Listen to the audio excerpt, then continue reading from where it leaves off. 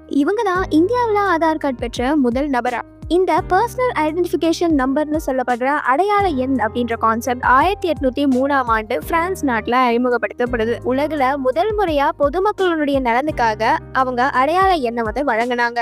நெப்போலிய மன்னர் ஆட்சி காலத்துல வேலை செய்யும் மக்களிடையே சம்பள பிரச்சனை வரக்கூடாது அப்படின்றதுக்காக தான் இந்த அடையாள எண்ணானது முக்கியமா அறிமுகப்படுத்தப்படுது. இங்க இந்தியாவில் ஒவ்வொரு இந்திய குடிமகனுக்கும் ஆதார் அட்டை அப்படின்றது ரொம்பவே முக்கியமான விஷயமா பார்க்கப்படுது. அதில் கொடுக்கப்பட்டிருக்க 12 டிஜிட் எண்ணு தான் நம்ம தனிநபர் ஒவ்வொருவருக்கும் அடையாளமாகவே இருக்கு. அப்படி இருக்கப்போ முதலா ஆதார் கார்டு பெற்ற நபர் யாருன்னு தெரியுமா? இந்திய அரசு இந்த ஆதார் கார்டு ஸ்கீமை செப்டம்பர் 29, 2010ஆம் ஆண்டு இன்ட்ரடியூஸ் பண்ணுறாங்க. இந்தியாவில் ஆதார் அட்டை பெற்ற முதல் நபர் ரஞ்சனா சோனாவானி அப்படின்ற பெண்மணி.